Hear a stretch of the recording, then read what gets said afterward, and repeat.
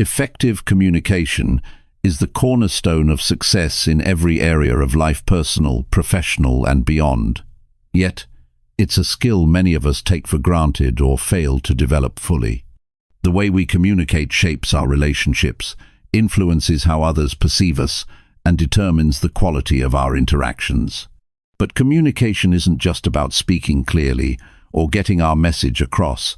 It's about understanding others, listening actively, and knowing how to respond in ways that foster connection, trust, and mutual respect. In this book, we'll explore the art of effective communication and how mastering it can unlock opportunities you never thought possible. Whether you're navigating complex conversations with a colleague, strengthening your relationships with family and friends, or learning how to present yourself confidently in any setting, the principles we'll cover will equip you with the tools to communicate with purpose, clarity, and influence. What you'll discover here is not just theoretical knowledge, but practical, actionable advice you can start applying right away. You'll learn how to handle difficult conversations without escalating conflict, how to listen in a way that makes people feel valued, and how to speak with confidence without coming across as arrogant. The goal is simple: to help you understand the impact of your words and actions and give you the strategies to use them to create better outcomes in every interaction. By the time you finish this book, you'll have a deeper understanding of how to communicate effectively with anyone, in any situation. This isn't just about improving your speech or perfecting your body language. It's about mastering a skill that will open doors, strengthen your relationships, and ultimately drive your success. The principles you'll learn will give you a competitive edge in the workplace, enhance your personal life, and lead to stronger, more meaningful connections with those around you. Communication is the key to achieving lasting success, and the journey to mastering it starts here. Every conversation is an opportunity, and by unlocking the secrets of effective communication, you'll be well on your way to building a life of connection, growth, and achievement. Chapter 1. Changing how you think about communication. When you think about communication, what comes to mind? Most people probably think about having conversations, making small talk, or exchanging information. But the truth is, communication is much more than just talking. It's the way we connect with the world around us, the way we form relationships, the way we solve problems, and even the way we shape our lives. How you communicate directly impacts the relationships you build, the career you develop, and the quality of your life. Yet, so many of us go through life thinking communication is just about sending messages back and forth. We speak to be heard, we listen to respond, but rarely do we stop and think about the deeper purpose behind it all. Changing how you think about communication can be the key to transforming not just your conversations, but your entire approach to connecting with others. Think about it for a second. Every time you communicate with someone, you're creating a moment that could strengthen or weaken your relationship. Whether it's with a friend, a family member, a colleague, or even a stranger, your words, actions, and the way you carry yourself all have an impact. Communication isn't just about exchanging information, it's about creating bonds, understanding others, and expressing yourself clearly. When you start looking at communication this way, everything changes. You stop seeing communication as something you do and start seeing it as a tool that builds something. You begin to understand that your words, tone, body language, and even your silence are powerful tools for creating connection, trust, and understanding. When you speak with intention, every conversation becomes an opportunity for deeper connection and growth. Consider how many times you've had a conversation where you walked away thinking, "I didn't really connect with that person," or "I didn't get my point across clearly," or maybe you've had times when someone else's words made you feel dismissed, misunderstood, or disconnected. We all have these experiences, but often we don't take the time to figure out why. What went wrong? And more importantly, how can we prevent it from happening again? Changing how you think about communication is the first step in becoming more effective in your conversations. It's about realizing that communication is not a one-way street.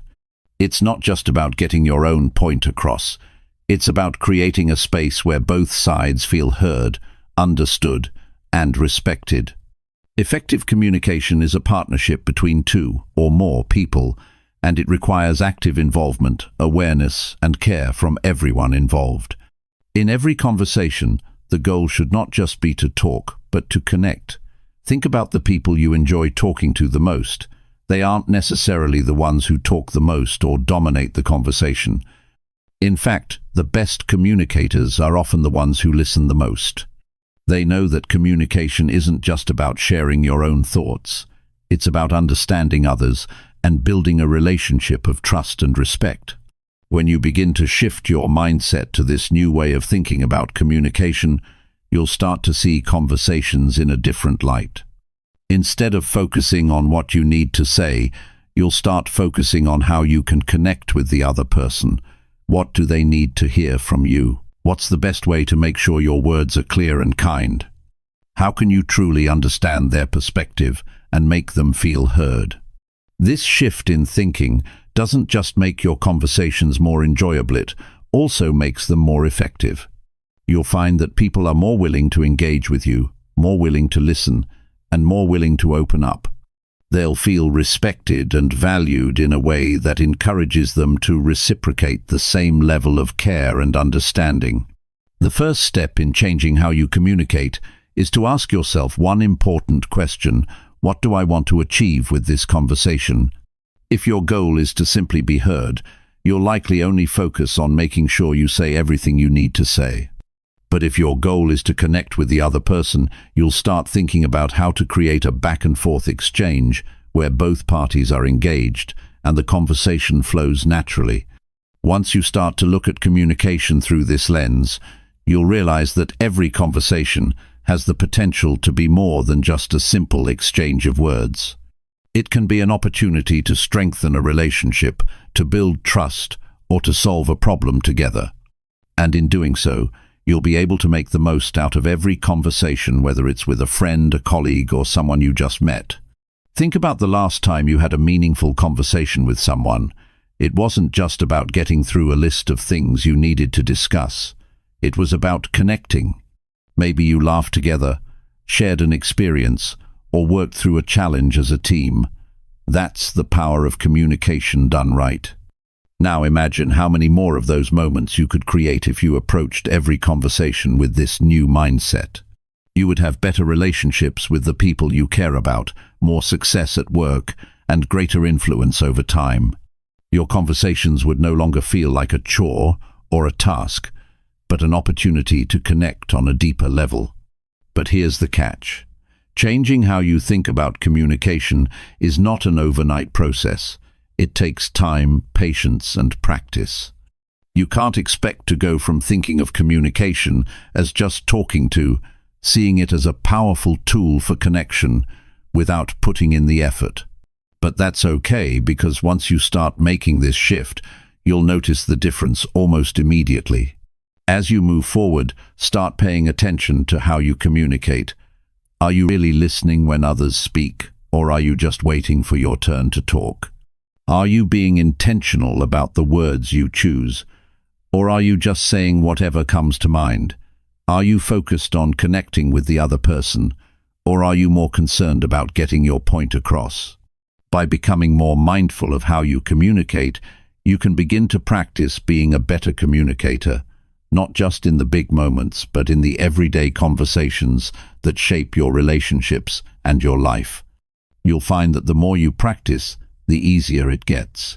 And before long, you'll have developed a new approach to communication that sets you up for success in every area of your life. Changing the way you think about communication isn't just about learning a new skill or technique. It's about adopting a mindset that transforms how you engage with others. It's about realizing that every conversation has the potential to be meaningful and impactful if you approach it with care, awareness, and a desire to truly connect. When you begin to communicate with this intention, you'll see how much more rewarding and successful your interactions will be. Ultimately, the way you think about communication affects everything. If you see it as an opportunity to connect, listen, and build trust, you'll find that your relationships improve, your career thrives, and your life becomes richer and more fulfilling. So, as you move forward, start to shift your mindset. Begin to see communication as the powerful tool it truly is. And with time, you'll become a more effective, empathetic, and confident communicator. Chapter 2. Listening to understand, not just respond. When we talk about listening, most people think of it as simply hearing the words someone says. It's an automatic response, a reflex. You hear sounds, you recognize words, and maybe you respond. But the truth is, listening is much more than that. Listening is an art, and the way we listen can completely change the outcome of any conversation.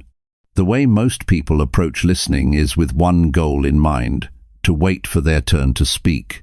You listen just enough to catch the main points, then you jump in with your own thoughts. This kind of listening is transactional. You're not truly engaged in what the other person is saying. You're thinking about your own response while they're still talking. This is why so many conversations feel shallow and why misunderstandings happen so often.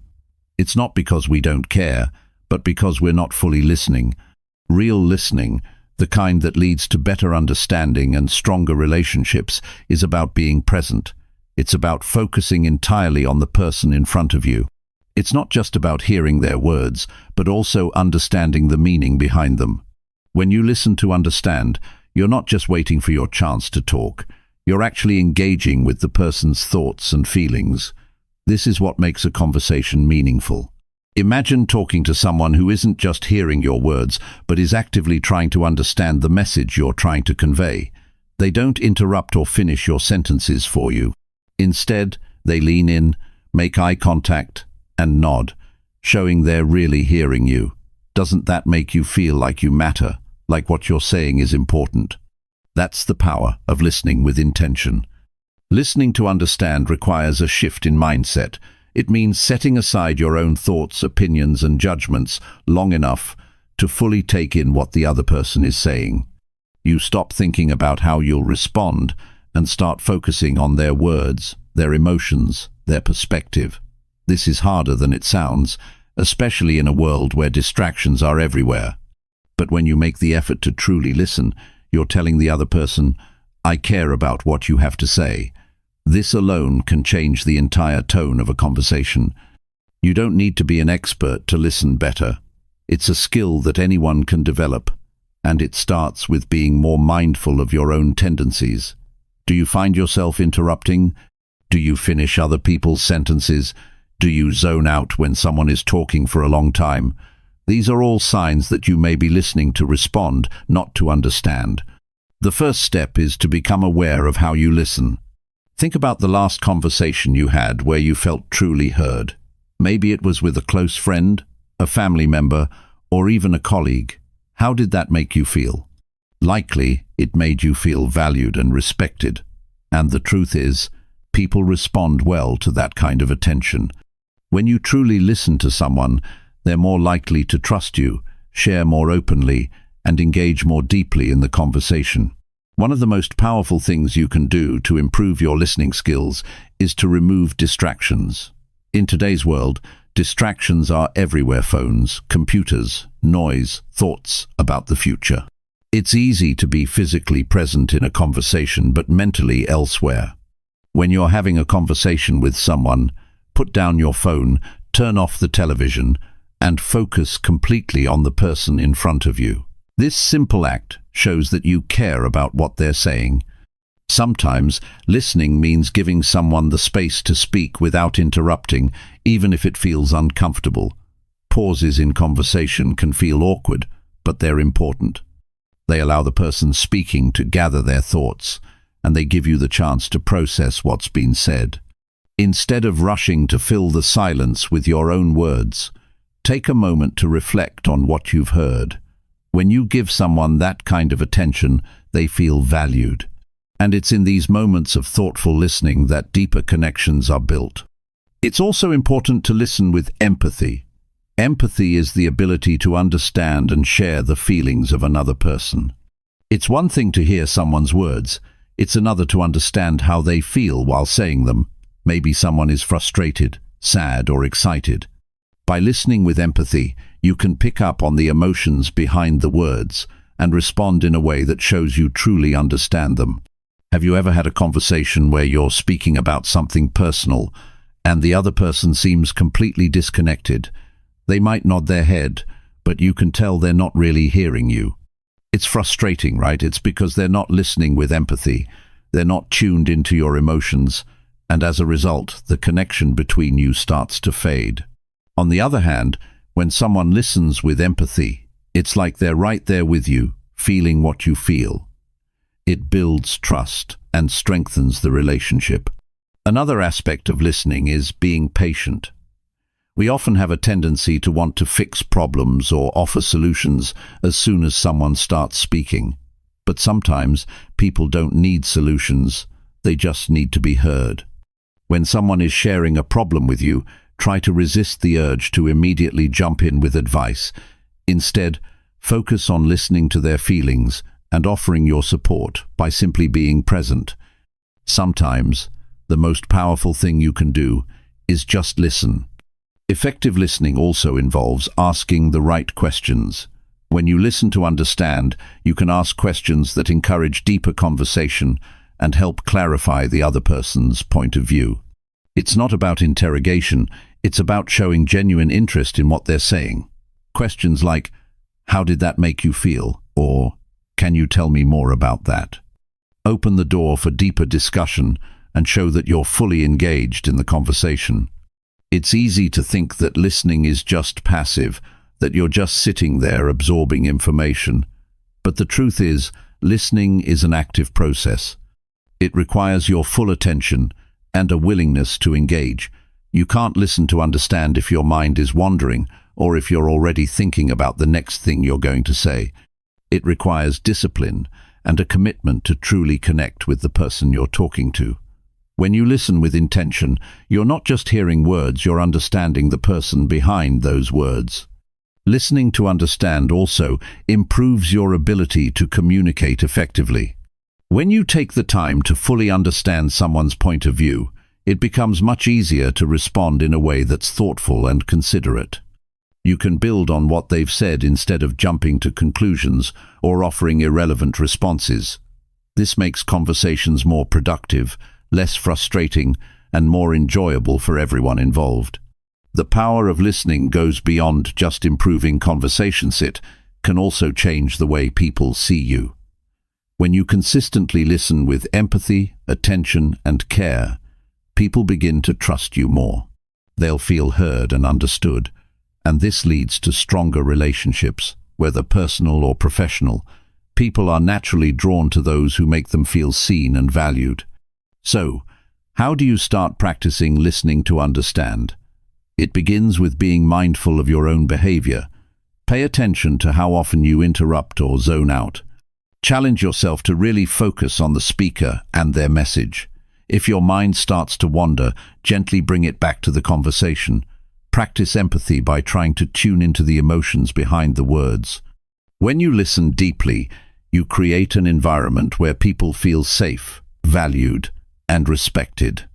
By learning to listen not just with your ears but with your heart and mind, you'll become a better communicator, a better friend, a better partner, and a better leader. You'll find that people open up to you more, share more honestly, and connect with you on a deeper level. And the best part? You'll begin to notice the difference in how your relationships evolve, becoming stronger, more trusting, and more fulfilling. Chapter 3. Your body speaks too. Pay attention. When you're talking to someone, it's not just the words that matter. What you say is important, but how you say it can make all the difference. Communication goes far beyond speech. Your body is constantly speaking, even when your mouth isn't moving. The way you carry yourself, the way you stand or sit, the gestures you use, your facial expressions, these things can either reinforce what you're saying or completely undermine it. Think about it. Have you ever spoken to someone who said all the right things but their body language just didn't match? Maybe their arms were crossed, they weren't making eye contact, or they were looking at their phone while you were talking. Even though the words they were using might have been polite or caring, their body was telling a completely different story. Your body speaks volumes. In fact, it often communicates more clearly than the words you use. Body language has a way of revealing emotions, intentions, and attitudes, sometimes even when you don't realize it. You might be saying one thing, but if your body is saying something else, that's what people will pick up on. It's a natural response. We all do it, whether we realize it or not. If you're telling someone you're interested in what they're saying, but you're slouching or fidgeting, the person you're talking to will likely feel that you're not really engaged. Your body is sending a message that doesn't match your words, and that can lead to confusion or even distrust. This is why paying attention to your body language is just as important as being mindful of your words. If you want to connect with people on a deeper level, you have to communicate clearly with both your words and your body. If your physical cues and verbal cues are aligned, the person you're communicating with is more likely to believe and trust you. But if they're mismatched, it can cause a disconnect. You might say, "I'm fine," but if your posture is tense and your arms are crossed, it's pretty obvious that you're not fine. People tend to trust body language over words because it's harder to fake. The first thing to understand about body language is that it's often unconscious. Most of us don't think about it until we're in a situation where we need to be more aware of it. But once you start paying attention, you'll begin to notice that your body is always speaking. Whether you're sitting in a meeting, having a casual conversation with a friend, or interacting with a stranger, your body is sending signals. For example, eye contact is one of the most important forms of nonverbal communication. When you look someone in the eye, you're not just acknowledging them, you're showing that you're present, engaged, and interested.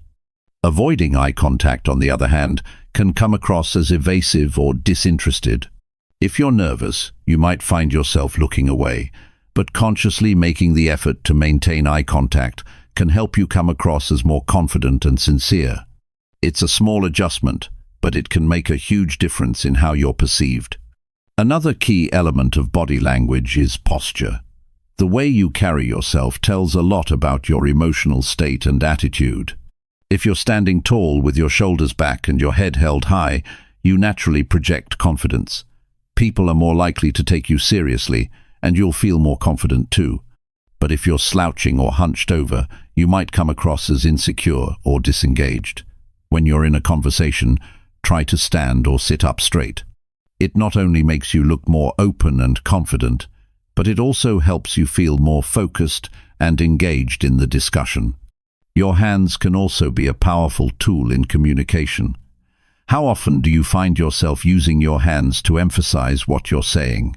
Hand gestures can help reinforce your words, making your message more memorable and clear. But, like anything else, too much can be distracting. For example, if you're gesturing constantly while speaking, it might make you seem nervous or like you're trying too hard to communicate something. On the flip side, keeping your hands still can sometimes come across as stiff or overly formal. The key is finding balance. Use your hands to help tell your story, but don't let them overshadow your words. Facial expressions also play a huge role in communication. Think about how often your face gives away your emotions without you even realizing it. A smile can put someone at ease and convey warmth, while a furrowed brow can signal confusion or concern. When someone is talking to you, your facial expressions should align with what they're saying. If they're sharing something happy or exciting, a smile or raised eyebrows can show that you're engaged and happy for them. If the conversation takes a more serious turn, your facial expressions should shift accordingly. Your face is one of the first things people read to understand how you feel about a conversation. Even things like your tone of voice and breathing patterns are part of your body language.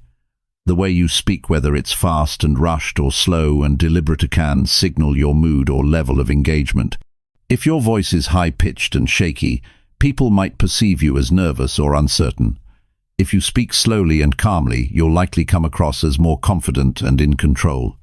Your breath, too, can communicate a lot about your emotions. If you're calm and collected, your breathing will be steady, but if you're stressed or anxious, your breath might become shallow or rapid. Be mindful of your tone and pace. They can help you convey a sense of calm and confidence. Body language also includes how you physically position yourself in a conversation. Proximity and personal space matter. If you stand too close to someone, they may feel uncomfortable, like you're invading their space. But if you stand too far away, you might seem distant or uninterested. Finding the right distance depends on the context and the relationship you have with the person, but generally speaking, respecting people's personal space shows that you care about their comfort. If you're aware of your body language, you can adjust it to make sure it matches your words and intentions.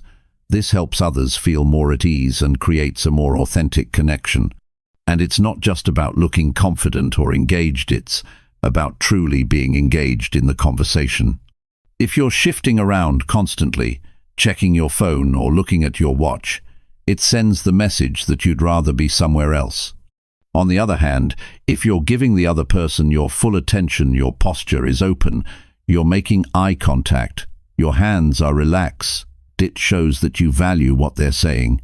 Being aware of your body language also means recognizing when someone else's body language isn't matching their words. If someone says, "I'm fine," but their arms are crossed or they're avoiding eye contact, it's a sign that they might not be fine after all. This is where active listening comes into play. By paying attention to both the words and body language of others, you can better understand what's really going on. If you notice signs of discomfort or tension, you might need to adjust the conversation or ask more questions to dig deeper. Mastering the art of body language isn't about being fake or over the top. It's about being intentional with your actions, making sure that your words and your body are working together to create a clear, open, and honest communication experience. It's about making sure the message you're sending is the one that's truly meant to be received. Small adjustments can make a big difference in how others perceive you and how you connect with them. By becoming more mindful of your body language, you can improve your communication skills and make every conversation more impactful. Chapter 4. Speaking clearly. Less is more. When you think about communication, it's easy to assume that more words equal more clarity, but in reality, sometimes less is more. The ability to speak clearly, with precision and purpose, can be the key to making your point effectively. Overloading someone with too many words can confuse them or cause them to tune out, and that's not the kind of communication you want. What matters more than how much you say is how well you say it. We all know someone who talks a lot. Their sentences are long, they use multiple examples, and they keep going even when it's clear the listener isn't following. On the flip side, we also know people who can make their point in just a few words. They cut straight to the chase, they don't waste time, and they leave you with a clear understanding of their message. It's not that the talkative person doesn't have valuable things to say, they just haven't yet figured out how to say it effectively. The person who speaks succinctly, however, has mastered the skill of clear, impactful communication. One of the most effective ways to communicate is by getting to the point quickly. This doesn't mean you should rush through conversations or sound curt, but rather that you should be mindful of the message you want to deliver. Before you speak, think about the core of what you want to convey. Strip away the extra words, the unnecessary filler, and get to the heart of the matter. The clearer you are, the more likely people are to understand your message and take it seriously. A big part of speaking clearly is being aware of your audience. It's easy to fall into the habit of speaking for the sake of speaking, especially when you're nervous or trying to impress someone. But the truth is, when you're speaking to others, you need to consider how they will interpret your message. What do they need to know? What information is relevant? And how can you say it in the simplest way possible? If you're giving a presentation at work or telling a story to a friend, your approach should be similar. Keep it simple and focused on the key points. No one wants to listen to a long-winded explanation or a rambling story. They want to know what's important and why it matters to them. So, practice thinking before you speak. What's the essence of what you want to say? What's the main takeaway for the person you're talking to? A good practice is to imagine that you only have a few seconds to explain your point. What would you say if time was limited? The more you train yourself to simplify your thoughts and speak with clarity, the easier it becomes to communicate effectively in any situation.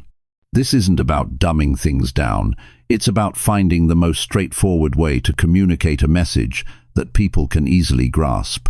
Another important part of speaking clearly is avoiding unnecessary jargon. It's tempting to use big words or technical terms to make yourself sound more knowledgeable, but often this can backfire. Your goal is not to impress, but to connect. When you use complicated language, it can create a barrier between you and the person you're speaking to, especially if they don't understand the terms you're using. Instead, choose words that everyone can understand, no matter their background or experience. The clearer you are, the more likely your listener will stay engaged and retain the information you're giving them.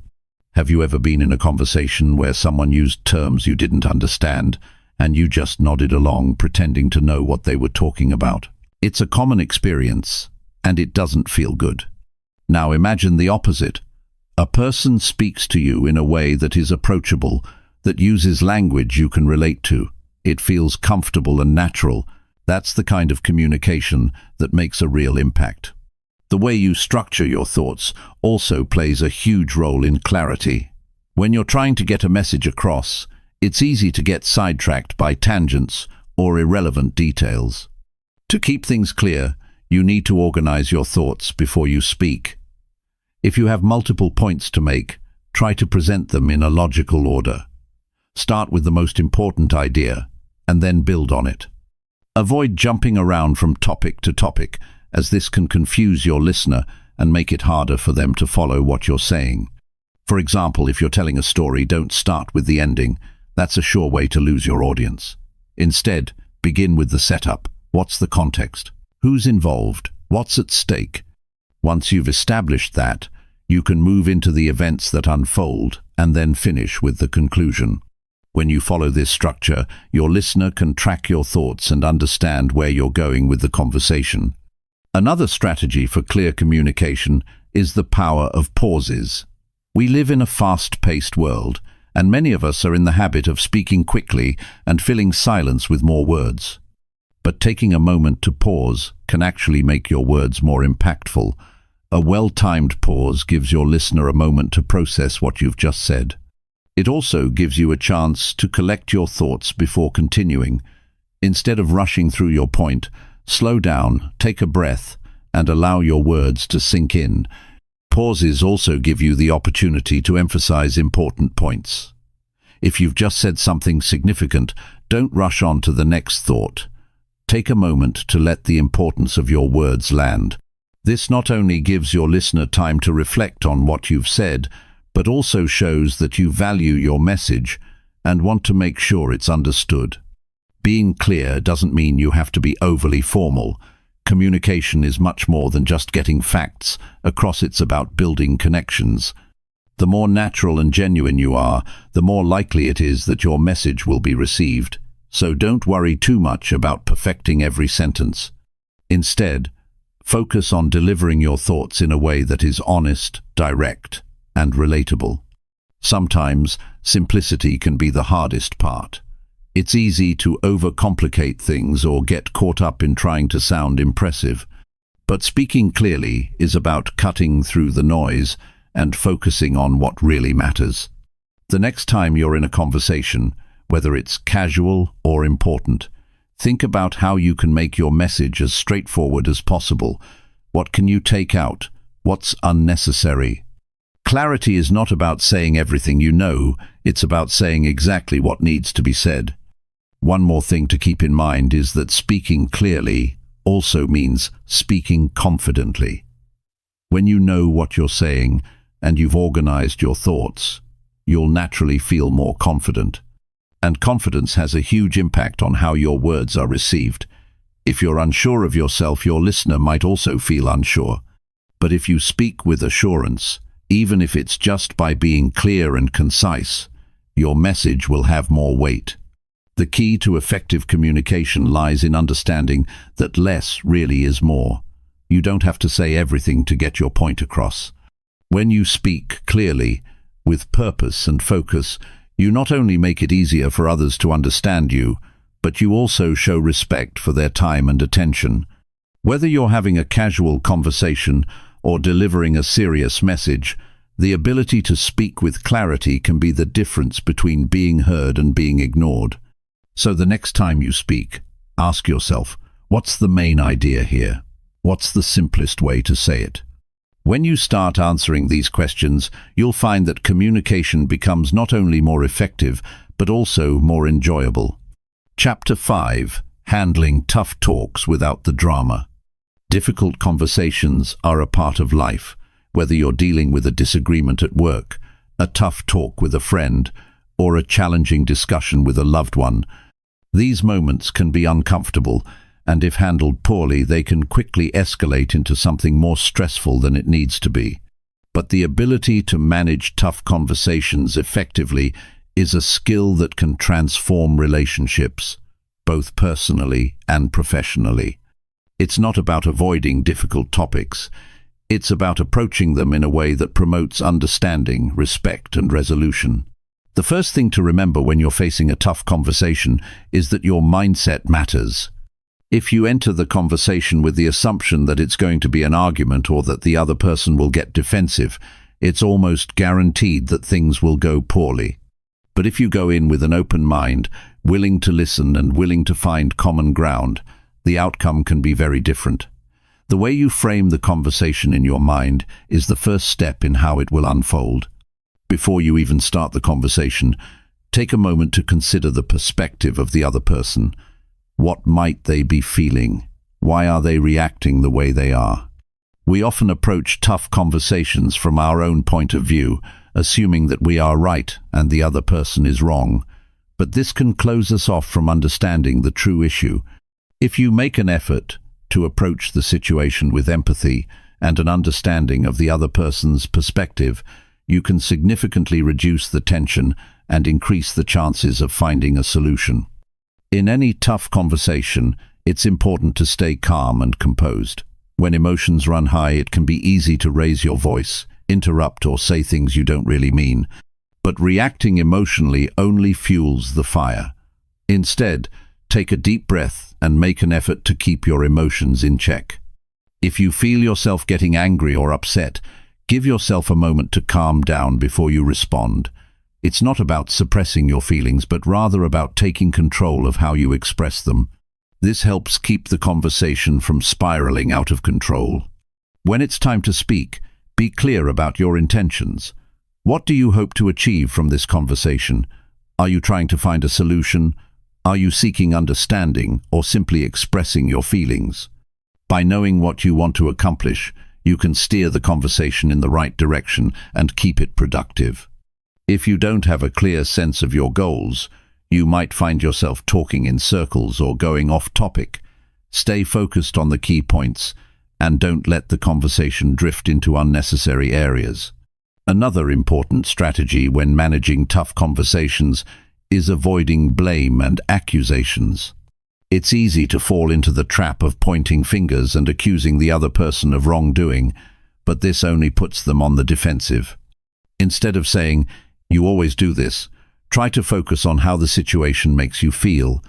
For example, instead of accusing someone of being selfish, you could say, "I feel hurt when I'm not included in plans." By taking ownership of your feelings and framing the conversation in terms of your experiences, you make it easier for the other person to listen without feeling attacked.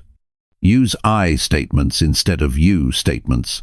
This simple shift in language makes a huge difference. When you say, "You never listen to me," it sounds accusatory and likely to make the other person feel defensive. But when you say, "I feel unheard when I try to talk," it expresses your feelings without attacking the other person. This approach fosters empathy and opens the door for a more productive discussion.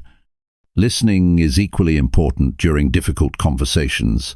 It's easy to get caught up in defending yourself or making your point, but true communication involves listening just as much as it involves speaking. Give the other person the space to express their feelings and really listen to what they're saying. This doesn't mean just hearing their words. It means understanding their perspective and acknowledging their emotions. Acknowledge what the other person is saying, even if you don't agree with them. You don't have to agree with everything to have a meaningful conversation, but acknowledging their feelings shows respect. Another key to managing tough conversations is staying solution-focused. It's easy to get stuck in the past and dwell on what went wrong, but this doesn't help anyone move forward. Instead of rehashing old arguments, focus on how you can move forward. What changes can you both make to improve the situation? What actions can be taken to prevent a similar issue from happening again? Keeping the conversation centered on solutions helps create a sense of progress and shows that you are both interested in resolving the issue rather than just airing grievances. If the conversation starts to escalate or become unproductive, don't be afraid to take a break. Sometimes a short pause can help everyone collect their thoughts and calm down. This isn't about avoiding the issue. It's about creating the space needed for a more constructive discussion. It's okay to say, "I think we both need a few minutes to cool off before we continue." This shows that you are committed to resolving the issue, but you want to do it in a way that's calm and thoughtful. During difficult conversations, it's important to avoid personal attacks. Name-calling, insults, or belittling remarks will only escalate the situation and cause lasting damage to the relationship. Instead, focus on the specific issue at hand. Keep the conversation respectful, even if you're upset. By addressing the problem, not the person, you maintain a level of professionalism and emotional intelligence that allows both parties to stay calm and productive. Don't forget to acknowledge the other person's perspective, even if you don't agree with it. Showing that you understand where they're coming from doesn't mean you have to agree with them, but it creates an atmosphere of mutual respect. When people feel heard and understood, they're more likely to listen to your point of view and be open to compromise. When it comes to resolving the issue, be open to compromise. You might not get everything you want, and neither will the other person. But if you approach the conversation with a mindset of collaboration rather than confrontation, it becomes easier to find a middle ground. The goal isn't to win the argument, it's to come to a solution that works for both sides. Sometimes that means making concessions and finding creative ways to meet each other's needs.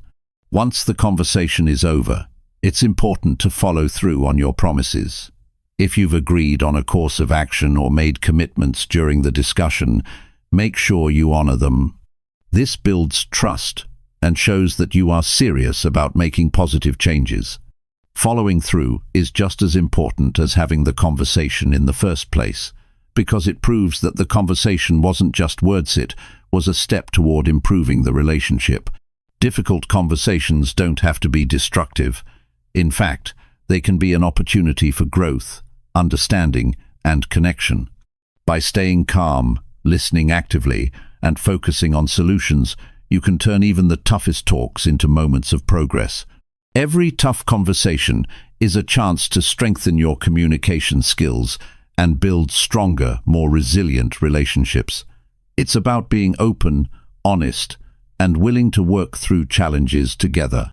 When you approach these situations with the right mindset and the right tools, you'll find that they become easier to navigate and more productive in the long run. Chapter 6. Putting yourself in others' shoes. Empathy isn't just a nice-to-have skill in communication, it's a vital one. If you want to really connect with others, especially when you're dealing with difficult or complex situations, the ability to put yourself in someone else's shoes is invaluable. Understanding where someone is coming from, seeing things through their eyes, and truly hearing them can create a bond that fosters trust, respect, and better relationships. This isn't always easy, but when you learn how to do it effectively, It can transform the way you communicate and interact with others. When you think about empathy, it's more than just feeling bad when someone else is upset. It's about actively trying to understand their feelings, thoughts, and perspective, and responding in a way that acknowledges their experience. Sometimes it's not even about offering solutions. Sometimes it's about listening without judgment and allowing the other person to feel heard and validated. Empathy is not about agreeing with everything the other person says or does, but about understanding their emotions and viewpoints, even when they differ from your own. One of the first steps in being more empathetic is taking the time to listen, not just listening to respond, but truly listening to understand. So often, when we're having a conversation, we're already thinking about what we're going to say next. We're so focused on crafting our response that we miss the full depth of what the other person is saying. This can lead to misunderstandings or frustration because the other person may feel that they weren't really heard. Empathetic listening means giving the speaker your full attention, letting them express themselves without interruptions, and focusing entirely on their words.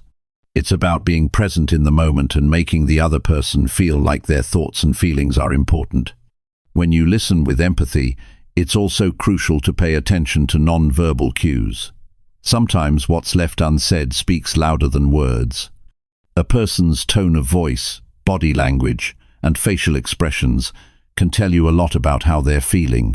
Are they tense, nervous, frustrated? By noticing these cues, you can get a better sense of what the person may be experiencing internally, even if they're not directly saying it. This can help you respond in a way that is more attuned to their emotions and more supportive in nature. It's also important to ask questions that show you're genuinely interested in understanding their point of view. Don't make assumptions. Instead of jumping in with your own ideas or advice, try asking open-ended questions that encourage the other person to share more. Questions like, "How did that make you feel?" Or, "What was going through your mind when that happened?" Invite the person to open up and give you a deeper insight into their thoughts. These types of questions also help the other person feel valued, because it shows that you care about their experience. Another way to practice empathy is by validating the other person's feelings. This doesn't mean you have to agree with them, but simply acknowledging their emotions can go a long way. For example, if someone is upset about something, saying something like, "I can see why you'd feel that way," or "That must be really tough for you," shows that you're recognizing their emotional state and not dismissing it. When someone feels validated, they're more likely to open up and continue the conversation in a productive way. It also helps to reduce the emotional tension that can arise in difficult discussions, because it creates a safe space where feelings are acknowledged instead of ignored or minimized. In some situations, people may not want you to fix their problems. They may just want to be heard, to feel understood. Offering advice too quickly can sometimes be counterproductive, especially if the other person just needs to vent or process their emotions. Instead of jumping straight into problem-solving mode, try simply acknowledging what they're saying and expressing understanding. You might say something like, "I can't imagine how hard that must be for you," or "That sounds really challenging." This allows the person to feel supported without immediately feeling the pressure of having to fix the situation. Empathy also requires a degree of patience. Not everyone is going to open up right away, and sometimes people need time to express themselves. They might not have the right words, or they might be afraid of being judged. By giving them the space they need and showing that you're willing to listen without rushing them, you help build a sense of trust. Patience also helps you avoid jumping to conclusions or reacting too quickly. Often, people just need a moment to articulate their feelings, and with empathy, you can be the person who helps them feel comfortable doing that. There are times, of course, when empathy can be challenging. If you're dealing with someone who is angry, defensive, or upset, it can be easy to slip into a defensive mode yourself. But responding to anger with more anger or defensiveness will only escalate the situation. Instead, try to remain calm Acknowledge their emotions and let them know that you're open to understanding what's behind their frustration. This can help de-escalate the situation and create a more constructive dialogue. By keeping your own emotions in check and responding with empathy, you're setting the tone for a more positive interaction, even when things get tough. Empathy doesn't only apply to difficult conversations, though. It can also enhance everyday interactions. The ability to show empathy in casual conversations can strengthen your relationships, whether you're talking to a colleague, a friend, or a family member. For example, if a friend shares something exciting with you, showing enthusiasm and joy for their success is a form of empathy. On the other hand, if they share something difficult, offering a kind word or simply being there to listen can make a world of difference. The more you practice empathy in everyday interactions, the more natural it will become to bring that same level of understanding and connection into your tougher conversations. When you take the time to understand others, you also begin to understand yourself more. Empathy helps you become more aware of your own feelings and reactions, which can lead to deeper self-awareness. It can also improve your ability to communicate your own needs and emotions, since you've practiced articulating feelings in a way that respects both your own and others' experiences. At its core, empathy is about recognizing the humanity in others. It's about understanding that everyone is dealing with their own challenges, fears, and emotions. When you practice empathy, you're making a conscious effort to connect with others in a way that is compassionate and understanding. In return, you not only strengthen your relationships, but also build a reputation as someone who values and respects the feelings of those around them. The more you practice empathy, the more naturally it will become a part of your communication. You'll start to notice the subtle cues people give off, the emotions that lie beneath their words, and the deeper meaning behind their actions.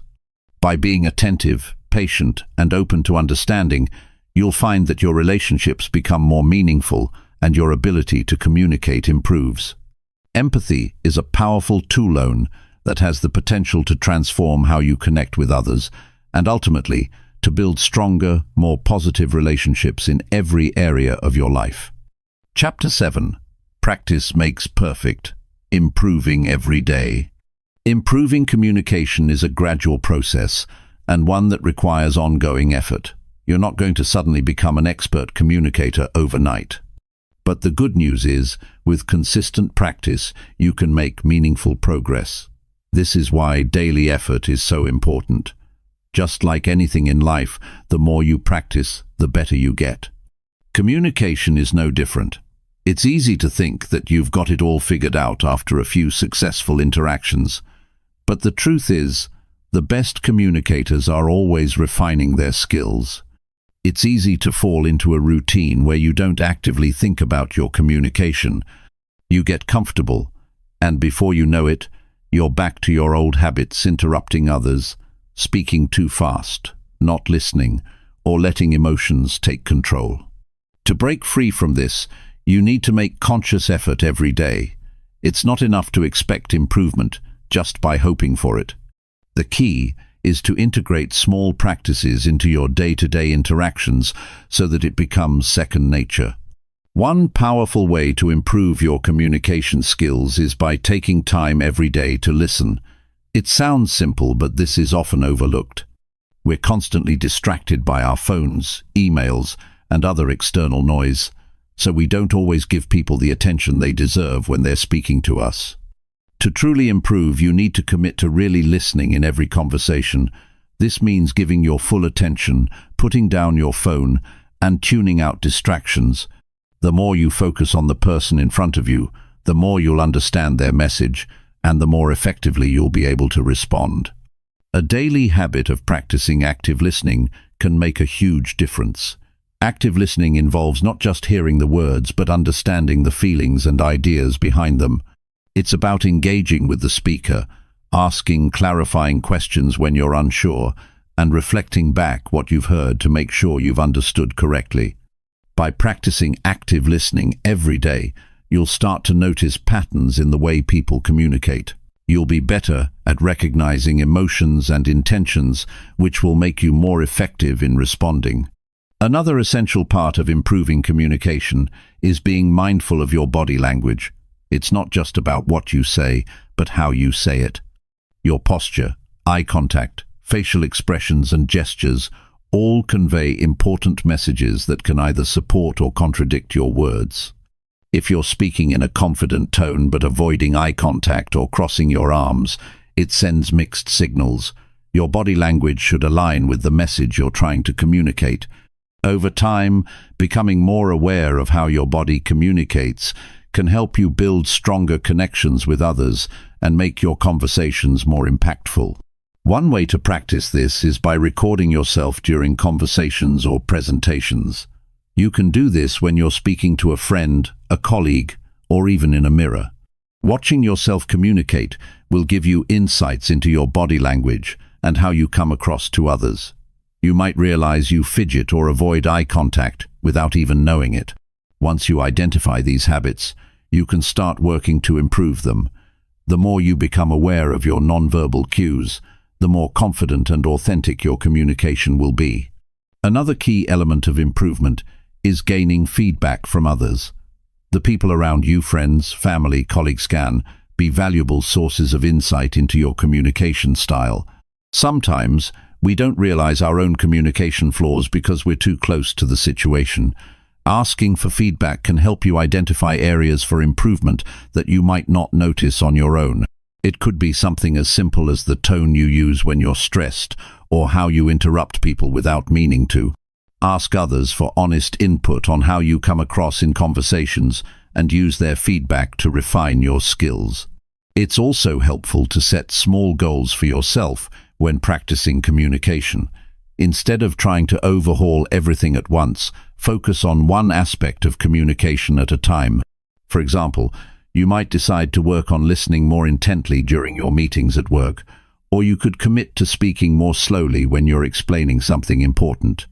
By narrowing your focus, you can see clear improvements more quickly, which can help motivate you to keep going.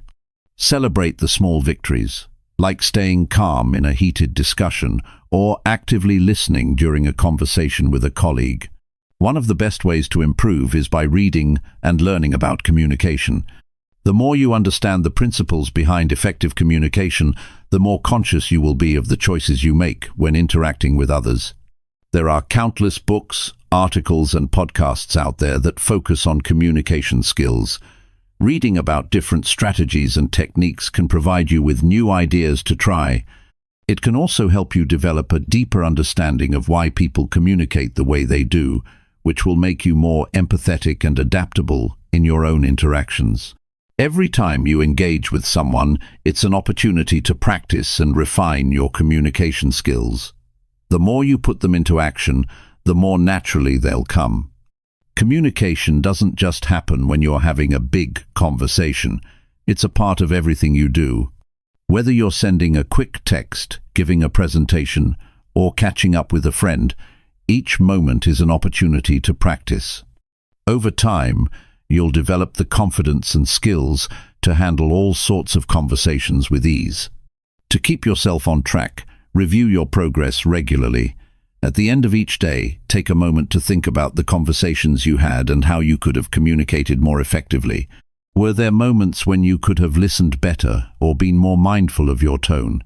Were there areas where you felt like you could have been clearer in expressing your ideas? Reflecting on your daily interactions helps you identify areas for improvement and make small adjustments for the future. The more you review your progress, the faster you'll grow as a communicator.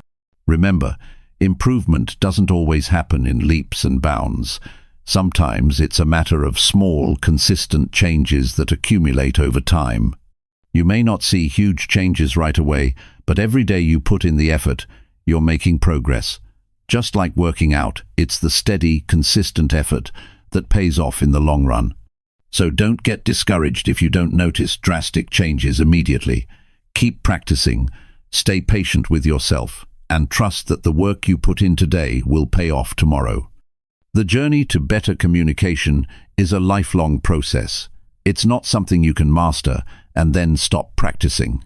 The best communicators continue to learn, grow, and refine their skills throughout their lives. So make it a daily habit. Engage fully in every conversation, listen attentively, be mindful of how you're presenting yourself, and continue seeking feedback from those around you. Over time, these small efforts will add up and make you a more confident, effective communicator. And when you communicate better, you'll notice that your relationships, both personal and professional, will grow stronger and more meaningful as a result. Chapter 8. Be yourself. Authentic communication wins. When it comes to communication, one of the most powerful things you can do is be yourself. Authenticity is key. If you're trying to communicate in a way that feels forced or doesn't align with who you are, people can sense that, and when they do, it creates a disconnect. Whether you're speaking with friends, family, co-workers, or even strangers, the more authentic you are, the more effective your communication will be. It's that simple. But being yourself isn't always easy, especially when you feel pressure to fit in or to present a certain image. It's natural to want to impress others, to speak in a way that makes you seem smarter or more put together, or to sound like someone you admire. But trying to be someone else or pretending to know more than you do only leads to confusion and a lack of genuine connection. It's not sustainable. If you want your conversations to be meaningful, they need to be real. They need to come from a place of honesty and openness.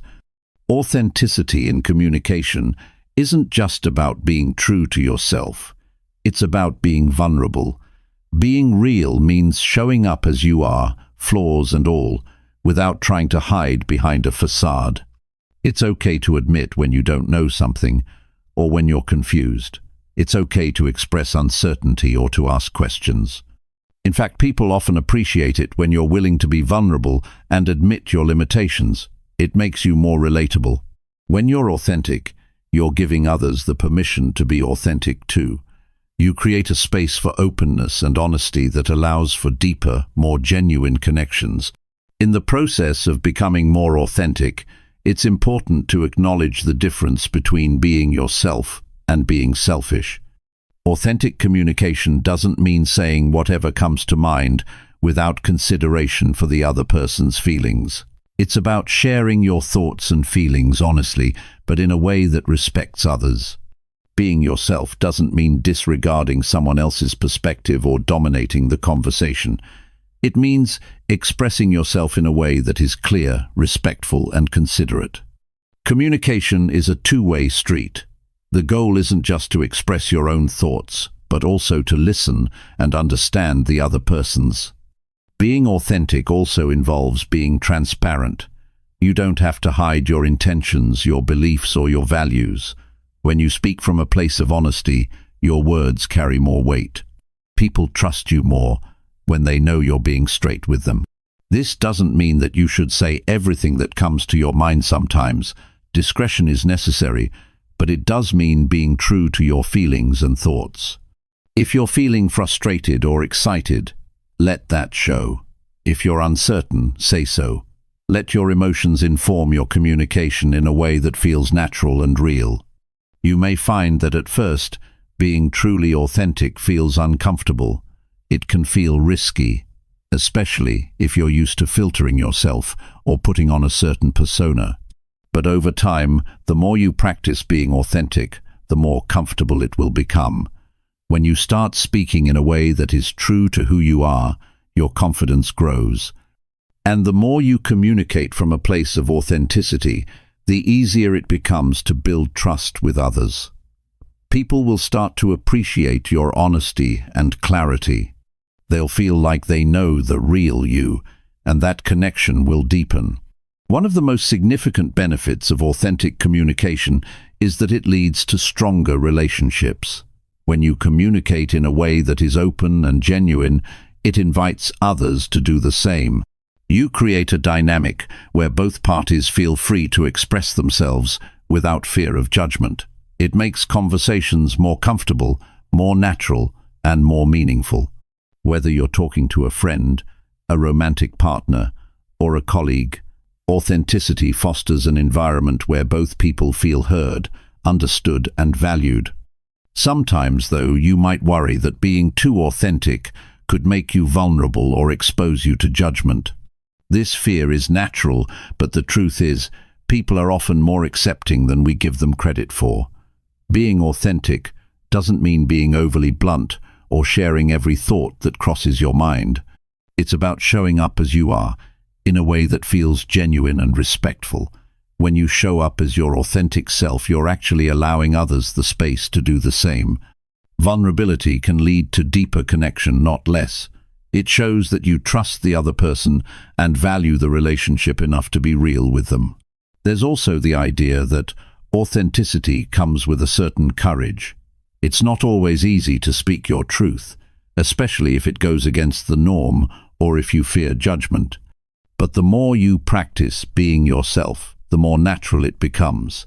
It takes courage to share your thoughts, especially when you're unsure of how they will be received. But once you realize that true connection comes from honesty and openness, it becomes easier to embrace that courage. The strength you gain from being true to yourself is unmatched. It's liberating to know that you don't have to hide parts of yourself in order to connect with others. Authentic communication also means understanding your values and communicating them clearly. When you understand what matters to you, you can communicate more effectively because you won't be swayed by outside pressures. Knowing your own values gives you clarity in conversations and helps you avoid getting lost in others' expectations. It's about standing firm in what you believe while also being open to hearing and understanding others' perspectives. When you're grounded in your values, your communication has direction, and it's easier to communicate with integrity.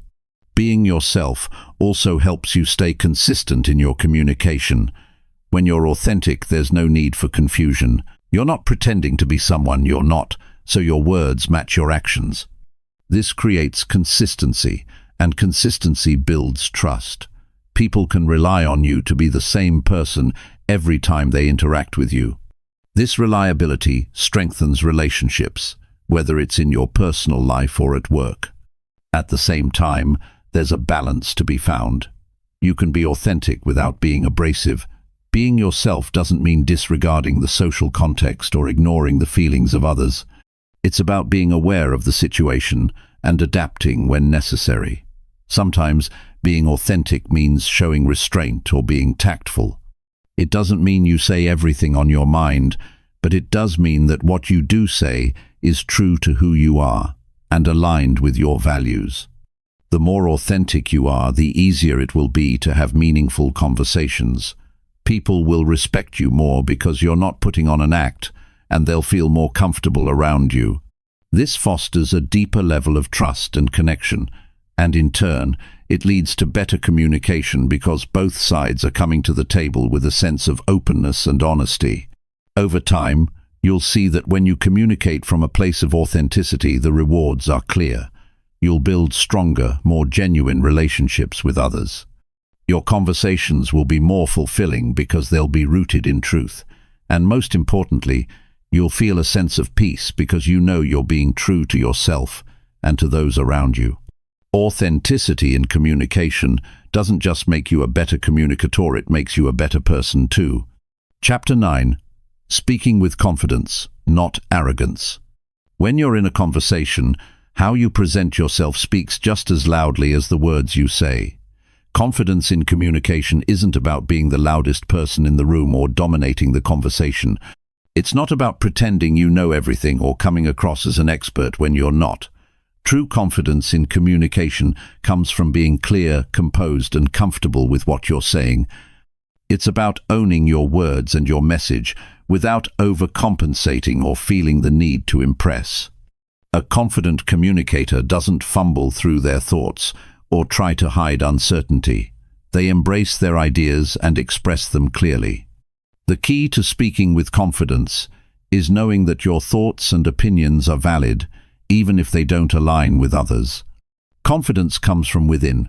It's an inner belief in your ability to communicate effectively, regardless of the situation. Whether you're speaking to a friend, a colleague, or an audience, you need to believe that what you have to say matters. One of the easiest ways to convey confidence is through your tone of voice.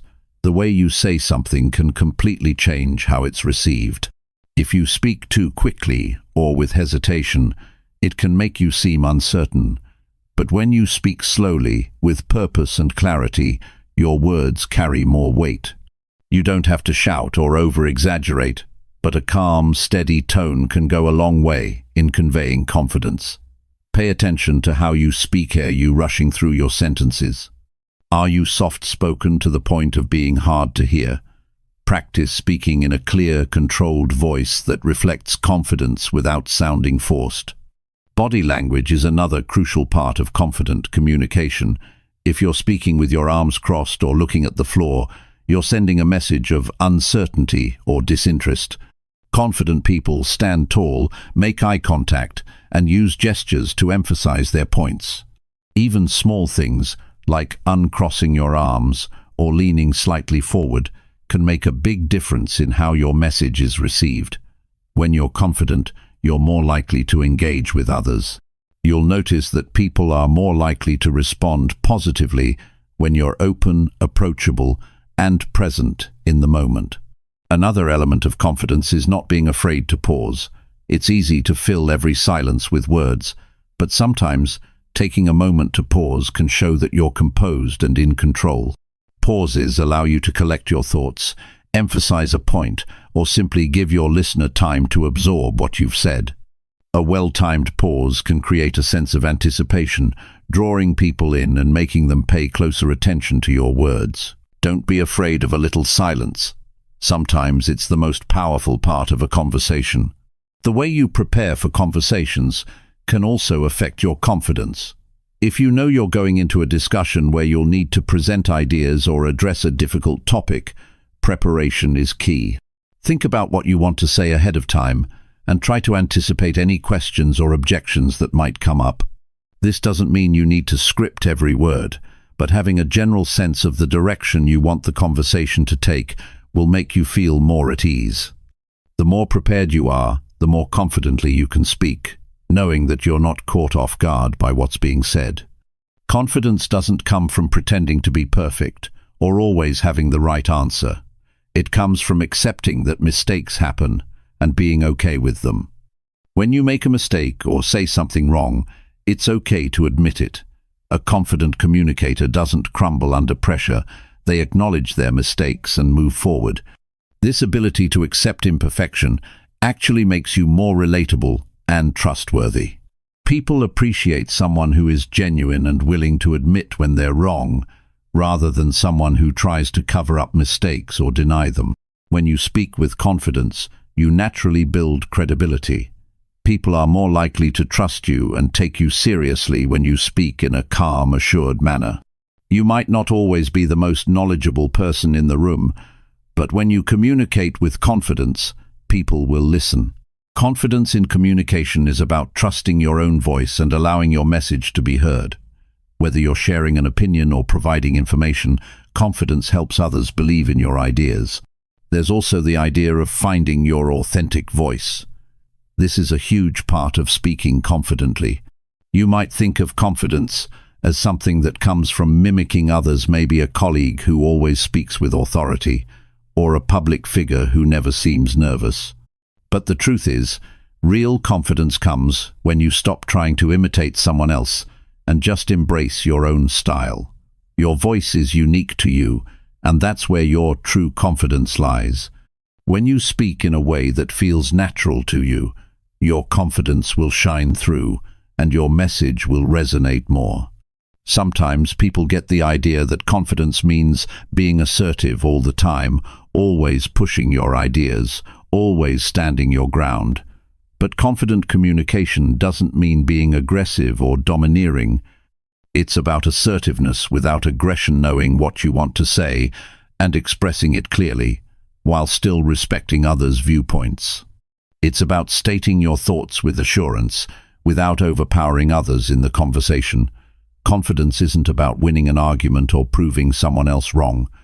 It's about expressing your thoughts with clarity and conviction while still being open to dialogue. If you struggle with confidence in certain situations, such as public speaking or giving presentations, you can improve over time by practicing. Start small, whether it's speaking up in a meeting or voicing your opinion in a casual conversation. Gradually, these small acts of speaking confidently will build up, and you'll notice that you're more comfortable in higher stakes situations as well. Public speaking, for example, is something most people find intimidating at first, but it becomes easier with repetition. The more you put yourself in situations where you need to speak, the more your confidence will grow. You can also work on confidence in non-verbal communication. Much of how you communicate is not through your words, but through your body language, facial expressions, and the energy you bring to the room. Even the way you walk into a room or how you make eye contact can communicate confidence. It's not just about what you say, it's about how you present yourself. The more you are mindful of these non-verbal cues, the more confident you'll appear to others, which in turn will make you feel more confident inside. Confidence in communication isn't something that comes automatically for everyone, and it's not something that can be forced. But the more you practice, the easier it becomes. Confidence grows with each interaction. It comes from feeling comfortable in your own skin and embracing your own voice. It's about trusting that what you have to say matters and that you deserve to be heard. You don't have to be the loudest person in the room or the one who has all the answers. True confidence comes from owning your words, expressing them clearly, and allowing others to hear your thoughts without fear or hesitation. Over time, as you continue to practice confident communication, you'll start to see it transform your relationships, both personally and professionally. People will respond to you differently when they sense your confidence. You'll be able to navigate tough conversations with ease, express your ideas more clearly, and connect with others on a deeper level. Confidence, when expressed authentically, becomes a powerful tool for creating stronger, more meaningful connections. And the more confident you are in your ability to communicate, the more you'll see your life and relationships thrive. Chapter 10. Communicating in the digital world. Communication in the digital world is a whole different ballgame. Gone are the days when face-to-face conversations were the norm. Today, much of our communication happens through text messages, emails, social media posts, and even video calls. While these platforms offer us incredible opportunities to connect with others, they also come with their own set of challenges. Understanding how to communicate effectively in this digital space is essential, and it requires a shift in mindset and approach. One of the biggest differences between in-person communication and digital communication is the lack of non-verbal cues. In face-to-face interactions, we rely on body language, facial expressions, and tone of voice to gauge how someone is feeling or what they truly mean. In digital communication, all of that is stripped away. A simple message or email can be misinterpreted because there's no way to tell if the other person is smiling, laughing, or rolling their eyes. This can lead to misunderstandings, conflicts, and frustration, especially when the tone or intent behind a message isn't clear. The key to effective communication in the digital world is to be extra careful with your words. Without the benefit of facial expressions or body language, the way you phrase things becomes even more important. What might come across as casual or light-hearted in person can sound rude or dismissive in a text or email. This is why it's so important to think about the tone of your messages before hitting send. Ask yourself, how might this be perceived by the person on the other end? Am I being clear and respectful? Do my words reflect my true intent? Taking a moment to reflect on your message before sending it can save you from unnecessary misunderstandings. It's also easy to forget that digital communication doesn't allow for the same back-and-forth rhythm that in-person conversations do. When you're having a conversation face-to-face, there's a natural flow. You speak, they respond, and the back and forth continues. In the digital world, however, Especially when you're dealing with emails or text messages, there's often a delay. This can lead to frustration, especially if you're waiting for a response or if the other person takes a long time to reply. One of the most important things you can do is be patient and understanding. Remember that the other person might not be sitting right in front of their phone or computer, and their response might take a little longer than you'd like. In addition to patience, clarity is paramount in digital communication. Without the opportunity to ask questions on the spot or clarify misunderstandings immediately, it's easy for your message to get lost in translation. Be as clear and concise as possible and avoid overcomplicating things. It's tempting to include lots of details or explanations, but the more you write, the more potential there is for confusion. Stick to the main points and ensure that your message is easy to understand. If you're making a request or giving instructions, break things down step by step to avoid any ambiguity. Another challenge with digital communication is the risk of misinterpretation. When you don't have the full range of vocal tone and body language to support your message, it's easy for someone to misread your words. For example, a short, blunt message can come across as rude or impatient, even if that wasn't your intention.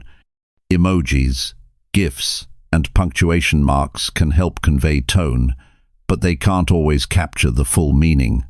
If you're ever in doubt, it's worth considering whether a phone call or video chat might be a better option for a more sensitive or important conversation.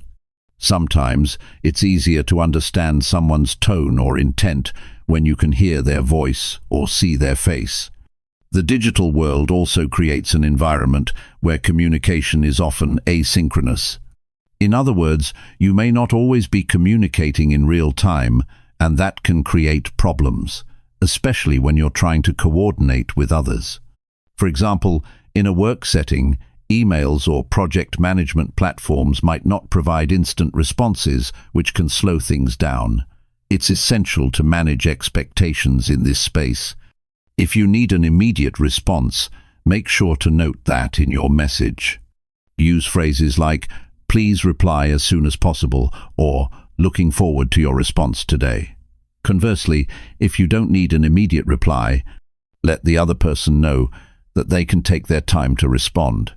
Context plays a significant role in digital communication, and without it, things can get easily misunderstood.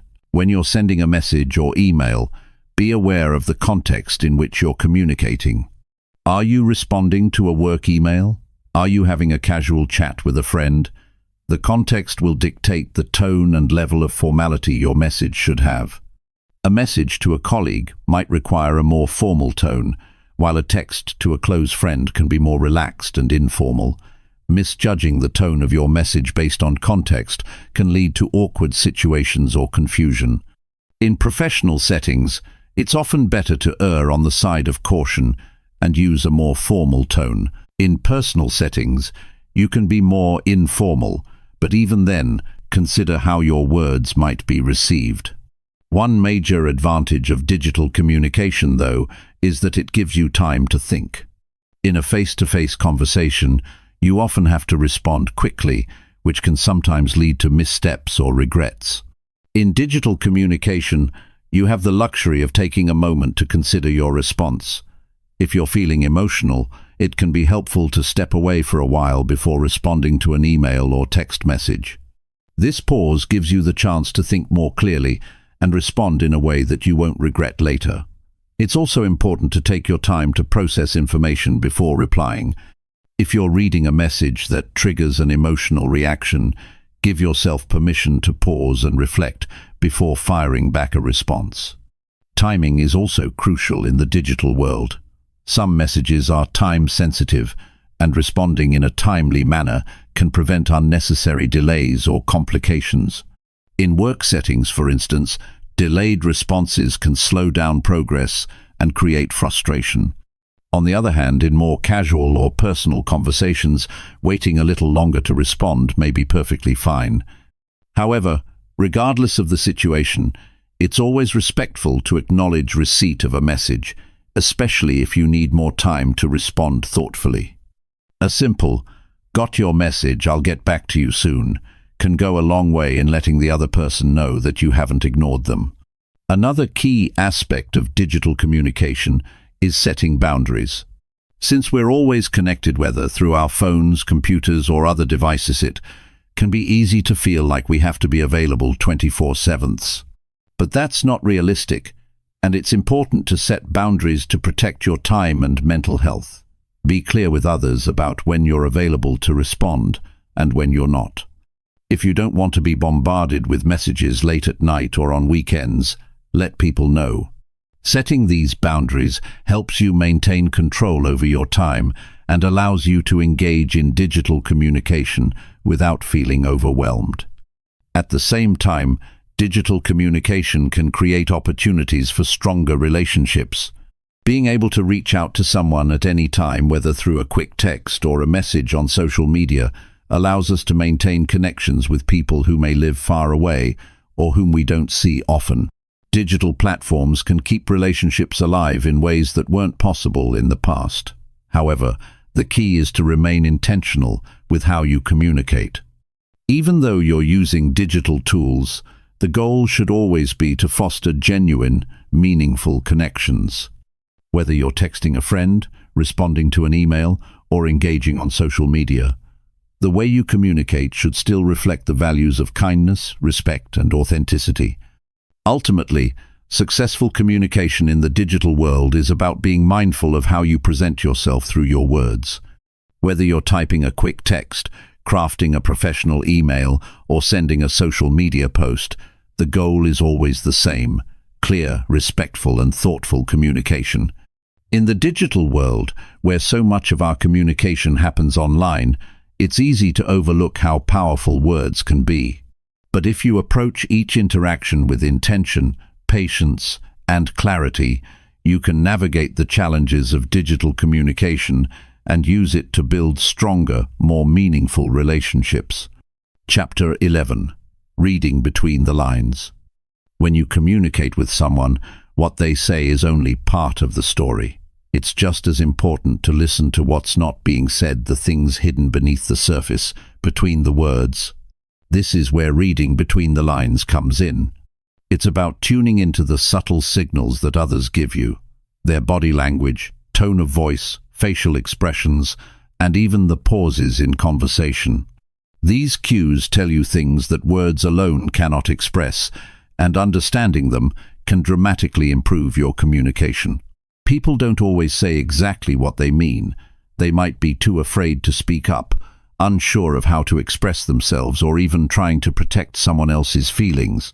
In these moments, you need to be a little detective. It's about being observant and sensitive to the underlying emotions, motives, and intentions that lie behind someone's words. This doesn't mean jumping to conclusions or reading too much into things, but rather looking for signs that can help you better understand where the other person is coming from. For instance, imagine you're having a conversation with a coworker about a project that's behind schedule. On the surface, they might simply say, "We're working on it, but there are some delays." You could take that at face value and move on, but if you pay attention, you might notice that they're avoiding eye contact, speaking quickly, or fidgeting nervously. These small physical cues suggest that something deeper might be going on. Maybe they're frustrated or worried but don't want to admit it. By noticing these signs, you can adjust your response, asking more thoughtful follow-up questions or offering support in a way that addresses their real concerns. Reading between the lines can also help you detect hidden emotions. Sometimes, people say one thing but feel something entirely different. A person might tell you they're fine when they're clearly upset, or they might agree to something even though you can tell they're not completely on board. These moments require you to read between the lines and recognize that their words are just the surface. How they say it, the hesitation in their voice, the way their eyes dart around, the tightness in their posture could reveal that they're not being fully open. By picking up on these signals, you can approach the situation with more empathy and understanding. Tone of voice is an especially powerful tool when it comes to reading between the lines. The same words can convey completely different meanings depending on how they're said. A simple phrase like, "I'm not angry," can have a very different impact depending on whether it's said with a calm, soothing voice or with a sharp, defensive tone. Often, the emotion behind the words is in the tone itself, not the content of the sentence. This is why it's so important to listen with not only your ears but your whole body. You can tell when someone's tone doesn't match their words, and that's your clue that there's more going on than meets the eye.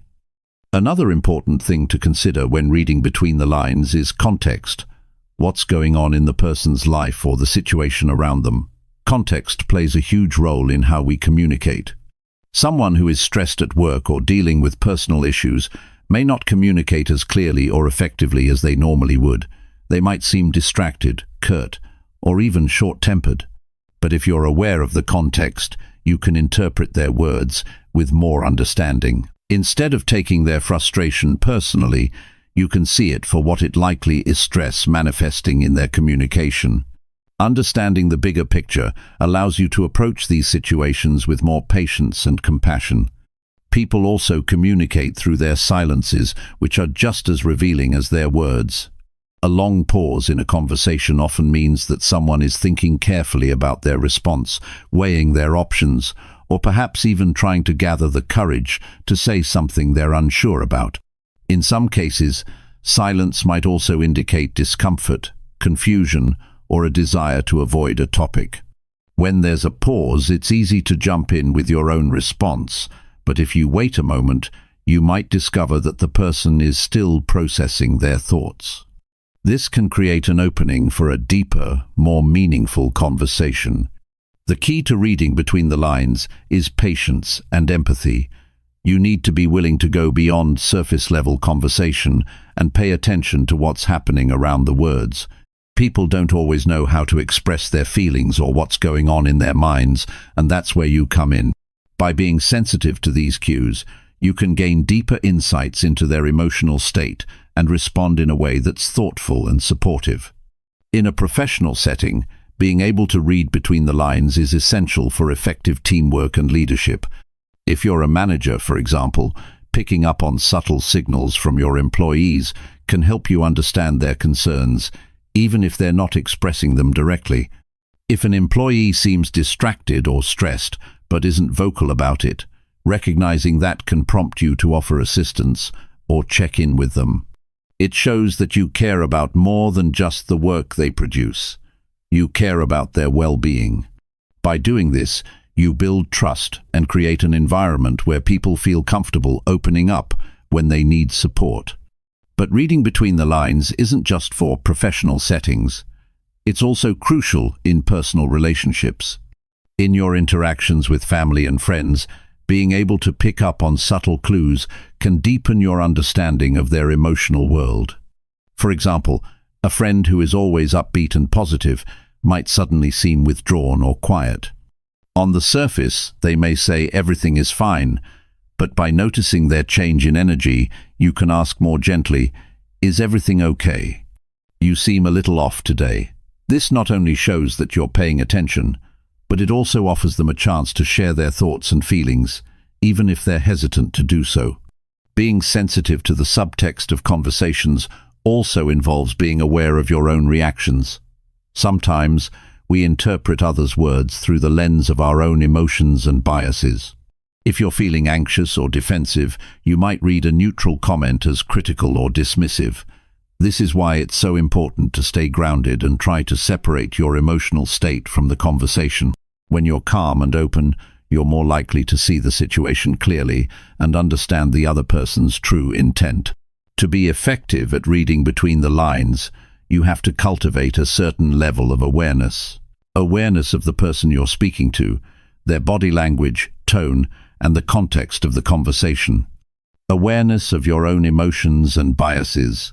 And above all, awareness of the importance of being a good listener, not just to the words, but to everything else going on around them. When you read between the lines, you don't just listen to what someone is saying, you listen to what they're not saying. You notice the things they might not even realize they're revealing through their body language, silence and tone. And with that understanding, you can communicate in a way that's more thoughtful, compassionate, and aligned with their true needs. Chapter 12. Giving feedback that helps. When it comes to giving feedback, many people approach it with a sense of trepidation. No one likes to feel criticized, and no one enjoys delivering negative feedback either. But the reality is, feedback, when delivered correctly, can be one of the most powerful tools for growth, improvement, and stronger relationships. The challenge is learning how to give feedback in a way that is constructive, helpful, and promotes positive change, without causing defensiveness or discouragement. The first thing to understand about giving effective feedback is that it's not about the person, it's about the behavior or the action. When feedback is given as a judgment of someone's character, it often leads to hurt feelings and resistance. However, when it focuses on actions or outcomes, it's easier for the person receiving the feedback to see it as something they can change or improve. For example, instead of saying, "You're always late," which might feel like an attack on someone's character, it's better to say, "I've noticed you've been coming in after the start of the meeting recently. Is there something going on that we can address?" This shifts the conversation from being about the person's flaws to addressing a specific behavior that can be improved. Clarity and specificity are key. Feedback that is vague or general is often unhelpful. If someone doesn't know exactly what they did wrong or what they could do differently, they can't take meaningful steps to improve. Instead of saying something like, "Your work needs improvement," try to give clear, actionable advice. The report you submitted had several sections that were unclear, and there were some important details missing. Next time, it might help to double-check the data and make sure all relevant information is included. When feedback is clear, the person receiving it knows exactly what needs to be done to make improvements, and they feel empowered to take action. Another important element of effective feedback is timeliness. The sooner you give feedback, the more likely it is to be helpful. If too much time passes between an event and the feedback, the person may not remember the situation clearly, or it may feel disconnected from the issue at hand. In some cases, waiting too long can make the feedback feel like a criticism rather than a constructive tool for improvement. For example, if an employee gives a presentation with a few mistakes, providing feedback immediately after the presentation allows them to correct the issues and apply the feedback in real time. If you wait until a week later, the impact of the feedback diminishes, and they may struggle to make the connection between the feedback and the specific behavior. Feedback should also be balanced. This doesn't mean giving someone praise just to soften the blow of criticism, but it does mean making sure to highlight the things that were done well, in addition to pointing out areas for improvement. This creates a more supportive atmosphere, where the person receiving feedback feels acknowledged for their strengths, rather than feeling like they're only being criticized. A simple structure like the sandwich method, where you begin with positive feedback, then discuss areas for improvement, and end with something encouraging, can be very effective.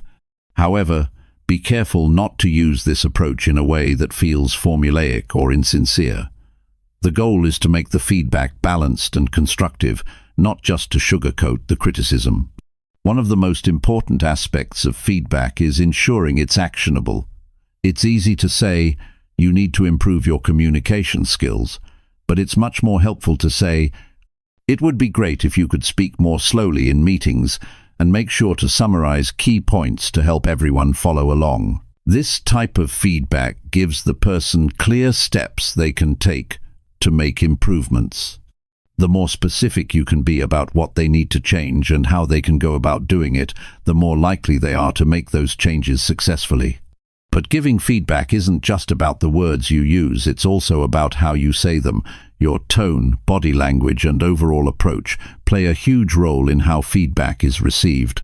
If your body language is defensive or your tone is condescending, the person on the receiving end will likely become defensive themselves, and the conversation will not be productive. It's essential to approach feedback with a spirit of collaboration, not confrontation. Make sure you're conveying that your intent is to help them improve and grow, not to criticize or punish. A calm, friendly tone combined with open body language can make a huge difference in how feedback is received. In some cases, especially when the feedback is more personal or sensitive, it's important to have a safe space for the conversation. Giving feedback in public can sometimes cause embarrassment, leading the person to shut down or react negatively. Instead, try to create an environment where the person feels comfortable discussing the feedback without fear of judgment. Whether it's a private meeting, a one-on-one conversation, or a more informal chat, ensuring that the setting feels safe and supportive will make it easier for the other person to accept and act on your feedback. When receiving feedback, how you react is just as important as how the other person delivers it. No matter how constructive the feedback may be, it's natural to feel defensive, embarrassed, or even upset. But it's important to remember that feedback is an opportunity to learn and grow, not an attack. It's helpful to take a moment to listen, ask clarifying questions if necessary, and really understand what the other person is saying before reacting. If you need time to process the feedback, it's okay to ask for it. Responding calmly and thoughtfully shows that you're open to improvement and committed to making the necessary changes. Feedback isn't just for problems, it's also for praise and encouragement. It's easy to forget that positive feedback is just as important as negative feedback. In fact, people often respond even better to positive reinforcement than to criticism. When you recognize and acknowledge someone's efforts or successes, it motivates them to continue performing at a high level. So, if you see someone doing something well, don't be shy about giving them feedback that highlights their strengths. A little encouragement goes a long way in building confidence and trust. Ultimately, the goal of feedback is to create a culture of growth and mutual respect. When feedback is given in a way that is specific, timely, actionable, and delivered with empathy, it fosters an environment where people feel comfortable learning from their mistakes, building on their strengths, and improving their performance. This creates an atmosphere of trust and collaboration where everyone can thrive. By focusing on both the positives and areas for improvement, feedback can become a powerful tool for continuous development and stronger relationships, whether at work, at home, or in any other area of life. Chapter 13. Telling stories people remember. Telling stories has always been a powerful way to connect with people. Since the beginning of human history, we've communicated through stories, whether through word of mouth, written records, or now through digital platforms. Stories are compelling because they engage us emotionally. They capture our attention, and they make complex ideas easier to understand. When we share a story, we allow others to see the world through our eyes, to feel what we've felt, and to experience something that may be new or unfamiliar to them. The art of telling stories that people remember isn't something reserved for professional speakers, writers, or marketers. It's something that each of us can develop and use in everyday conversations. Whether we're sharing an experience with a friend, telling a colleague about a project, or trying to motivate a team, stories can make all the difference. But it's not just about the content of the story, it's about how we tell it. A well-crafted story can turn a mundane message into something memorable. At the heart of any great story is an element of relatability. People remember stories that resonate with them personally. If you're sharing a story, think about who your audience is and how they might relate to the experiences you're talking about. What challenges have they faced that are similar to the ones in your story? What emotions are they likely to feel based on the situation? The more you can tap into the emotions, struggles, and desires of the people you're speaking to, the more likely your story will stick with them. But relatability alone isn't enough. Structure is key. Every good story has a beginning, middle, and end. Without these, a story can feel aimless or disjointed. In the beginning, you want to introduce the characters or the situation. You want to set the scene and give the audience enough context to understand what's at stake. The middle of the story is where the conflict or challenge arises. This is where things get interesting, where the audience starts to feel the tension. The resolution comes at the end, where the challenge is resolved in some way, and the audience is left with a sense of closure or insight. Without this structure, stories can feel incomplete or unsatisfying. A lot of people are afraid to tell stories because they think they need to be perfect or dramatic to capture attention, but the best stories often come from the simplest, most genuine experiences. A story doesn't need to have a grand plot or a huge twist to make an impact. Sometimes the most powerful stories come from everyday moments. Think about the last time you had a conversation with a close friend or family member. It wasn't about grandiose events, but rather the small, relatable details that made the story meaningful. When you tell a story that's rooted in authenticity, people can connect with it in a way that feels real. One key aspect of effective storytelling is the use of details. Details bring your story to life, making it more vivid and engaging. Instead of simply saying, "It was a difficult situation," describe what made it difficult. What did you feel? What did you see? What were the stakes?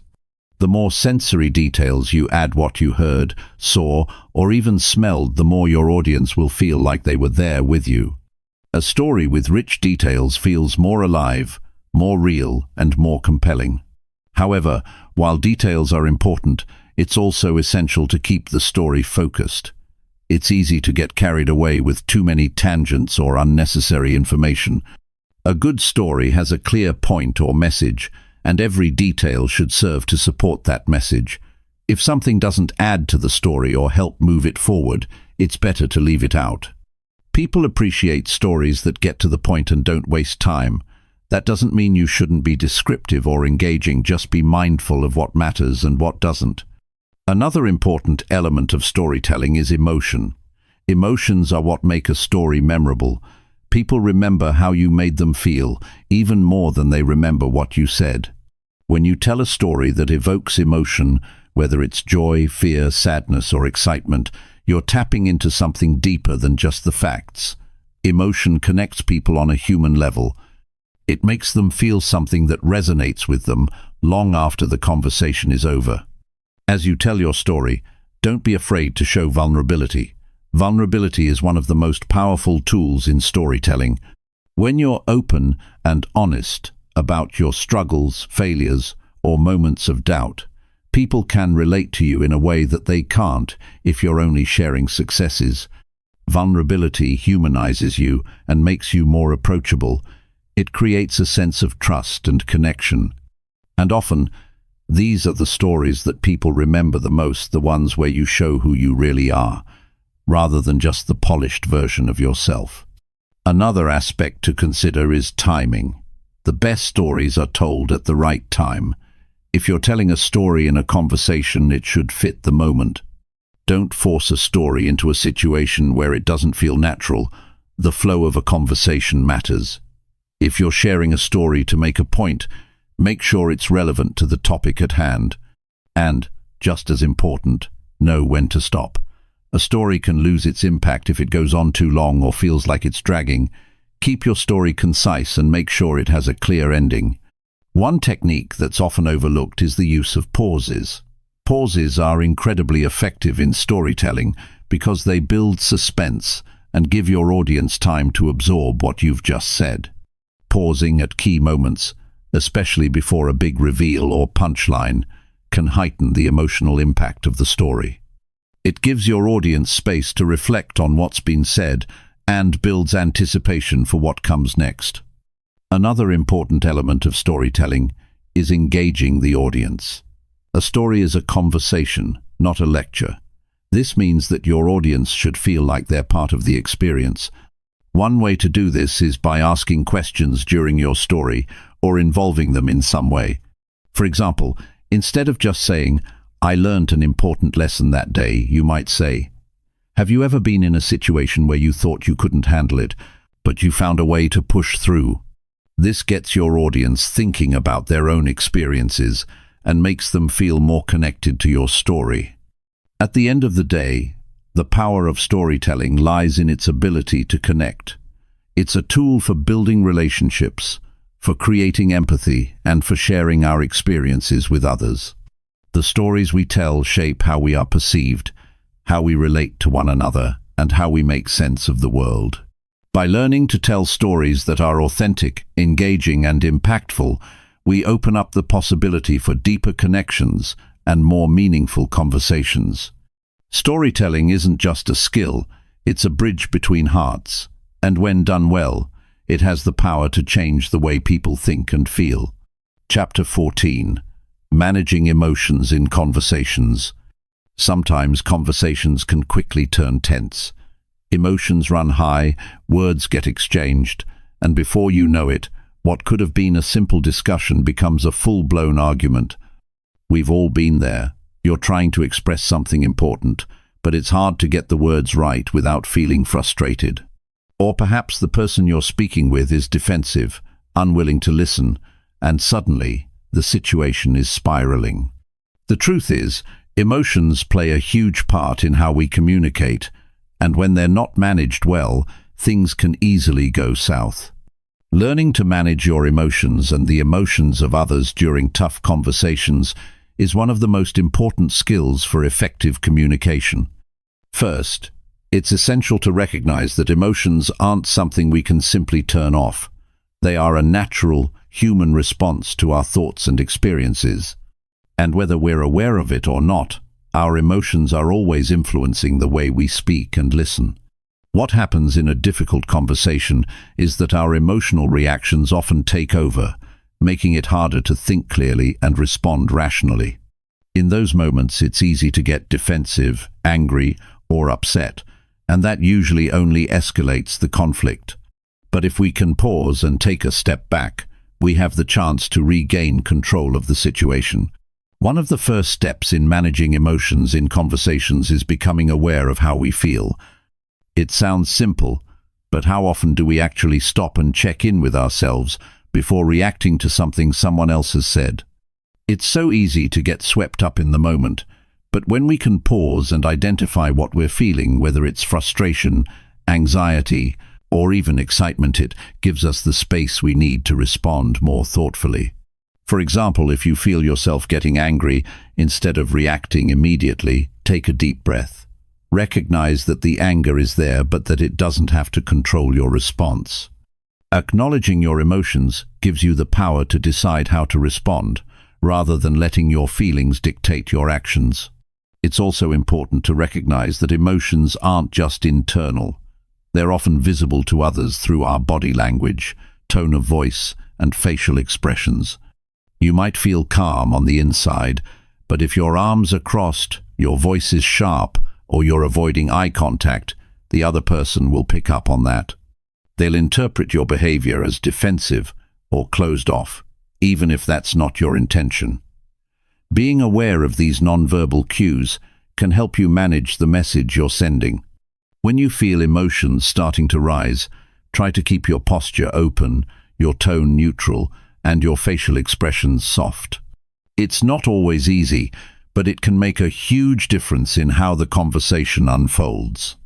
Another way to manage emotions in tough conversations is to practice active listening. Often, when emotions run high, we stop listening and start thinking about what we're going to say next. We're too focused on defending our own point of view that we fail to truly hear the other person's perspective. This creates a barrier between you and the person you're speaking with. Instead of trying to form a response while they're talking, focus entirely on what they're saying. Listen to understand, not to react. This can lower the emotional intensity of the conversation because it shows the other person that you care about their thoughts and feelings. When they feel heard, they're less likely to escalate the conversation, and you can both work toward a more productive outcome. Another tactic to manage emotions is empathy. When you understand where the other person is coming from, it becomes easier to keep your emotions in check. Try to put yourself in their shoes and imagine what they might be feeling. If someone is upset, it might not be about you. It could be because of a personal struggle they're dealing with, or they may feel unheard or dismissed. When you approach the conversation with empathy, it's easier to stay calm and respond with compassion. even if you don't agree with everything they're saying. Sometimes, no matter how hard we try, the conversation simply becomes too heated. When this happens, taking a break can be one of the most effective tools for diffusing the situation. There's no shame in pausing the conversation and saying, "I think we both need a moment to cool off." Stepping away from the situation gives both people the opportunity to gather their thoughts, calm down, and return to the conversation with a clearer mind. This is especially important if emotions are starting to get the best of both parties. It's often the case that the conversation will be more productive once both people have had time to reflect on what's been said and what they want to achieve. Another way to manage emotions is through positive self-talk. It's easy to get caught up in negative thinking when we feel emotionally triggered. We might start thinking, "This person is never going to understand me," or "I'm just wasting my time." These thoughts can make it harder to stay calm, and they can also make the situation feel more personal than it actually is. Instead of falling into these patterns of negative thinking, try shifting your internal dialogue. Remind yourself that this is just a conversation, that it's okay to disagree, and that staying calm will help you communicate more effectively. You don't have to win every argument or convince the other person that you're right. Focus on finding a solution or understanding the other person's perspective. Managing your emotions doesn't mean you have to suppress them. It's not about pretending that you're fine when you're not. Rather, it's about channeling those emotions in a way that doesn't derail the conversation. When you feel frustrated or upset, express that in a constructive way. Instead of saying, "You always do this," try something like, "I feel frustrated when this happens because it makes it hard for me to communicate." By framing your emotions in terms of how they affect you, rather than blaming the other person, you open the door for a more productive dialogue. Sometimes the best way to manage emotions is simply to stay present. When things get emotional, our minds often race ahead, imagining all sorts of outcomes and possibilities. This can make it harder to stay grounded in the present moment, which is essential for effective communication. Focus on the here and now and the conversation at hand, on what's being said, and on the solutions you're trying to find together. Staying present will help you keep your emotions in check and maintain a clear head throughout the exchange. Difficult conversations are a natural part of life. No one enjoys them, but they are often necessary for growth and progress, whether in personal relationships or professional settings. By learning to manage emotions, both your own and others, you can ensure that these conversations remain productive and respectful. When emotions are handled well, it becomes easier to communicate honestly, solve problems, and build stronger, more meaningful connections with the people around you. And in the end, that's what effective communication is all about. Chapter 15. Sometimes silence is the best response. There's a lot of power in silence. In the rush to always say the right thing, to keep the conversation going, we often overlook the strength that comes from pausing and giving space. Silence can be a powerful tool, especially in tough conversations or when emotions run high. At times, it's more than just not speaking. It's an intentional pause that allows both you and the other person to reflect, digest, and perhaps reconsider what's been said. Knowing when to be silent is just as important as knowing when to speak. Imagine a moment when a heated argument is unfolding. Words are flying back and forth. Tensions are rising, and you can feel the situation escalating. What if, instead of continuing to argue, you chose to step back and embrace the silence? Instead of saying something you might regret later, you simply take a breath and let the moment pass. By holding back from responding right away, you create an opportunity to calm down, think clearly, and avoid making the situation worse. Silence can be a way to regain control and prevent things from spiraling. Often, when we're involved in a conversation, we're thinking ahead to what we want to say next, especially if we feel strongly about something. The desire to respond quickly is natural, but it can lead us to react impulsively rather than responding thoughtfully. Pausing for a moment allows you to take a step back, collect your thoughts, and then decide what you want to say with a clearer perspective. In those moments, silence can be the wisest choice, especially if your emotions are running high or if the conversation is becoming unnecessarily tense. You might be surprised at how often a pause can turn a potentially negative interaction into something more meaningful and productive. When you choose silence, you also give the other person space to think. Sometimes, people don't know how to express themselves clearly, and in that silence, they may come to realize what they really want to say. It's easy to get caught up in the need to fix the situation or find a resolution right away. But the truth is, some answers need time to surface. Silence allows both parties to reflect and think before reacting. And when both sides have that opportunity, it often leads to more thoughtful, less reactive communication. There's also something deeply respectful about silence in conversation. It shows that you value the other person's thoughts and feelings. Instead of talking over them or cutting them off, you let them speak at their own pace, giving them the room they need to express themselves fully. Sometimes, when we're talking with others, we become so eager to share our point of view that we forget to listen. A moment of silence can be the most respectful thing you can offer in an exchange. It lets the other person know that their words matter. Silence can also create a sense of comfort. Imagine sitting with a close friend or family member in complete silence, but feeling completely at ease. There's no need for constant chatter, no pressure to fill the space with words. This type of silence is a quiet form of connection. It's the kind of silence that doesn't need to be uncomfortable because it's built on trust and understanding. It's the same kind of silence that can exist between two people who've shared a long day together, not needing to speak to feel close. In the right context, silence isn't an absence of connection. It's a space where both parties can simply be without the pressure to perform in a conversation. In a tough conversation, silence can help you avoid saying things you might later regret. We've all had moments when we've let words slip out in the heat of the moment, words that we wish we could take back. Silence is a safeguard against that. Instead of reacting impulsively, a moment of stillness gives you the chance to process your feelings and choose your response carefully. It's easy to think that saying something immediately will help resolve a situation, but sometimes the best resolution comes from giving things time to settle. By holding your tongue, you create space for yourself and for the other person to approach the situation with a clearer mind. One of the most profound aspects of silence is its ability to change the dynamic of a conversation. Sometimes, when we're speaking with someone who's upset or angry, they might be expecting us to react in a certain way.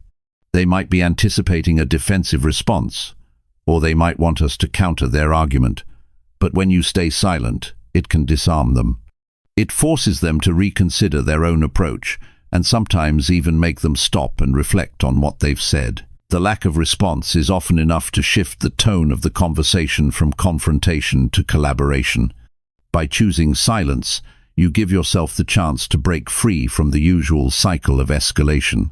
Silence can also give us time to listen, to really hear what the other person is saying, without interrupting or jumping to conclusions. Often, when we're caught up in a conversation, we're more focused on our own agenda than on what the other person is trying to communicate.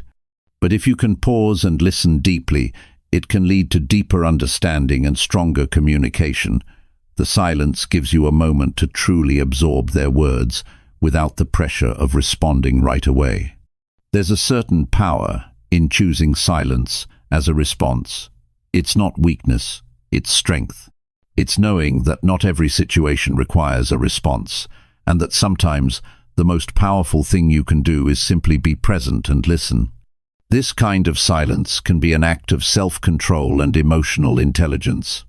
You're demonstrating that you're not controlled by your immediate impulses, but that you're thoughtful, composed, and willing to allow the conversation to evolve on its own terms. When you're in a heated conversation or when tensions are high, sometimes silence can be the very thing that creates space for healing. Words can hurt, they can wound, and they can escalate conflict. But silence?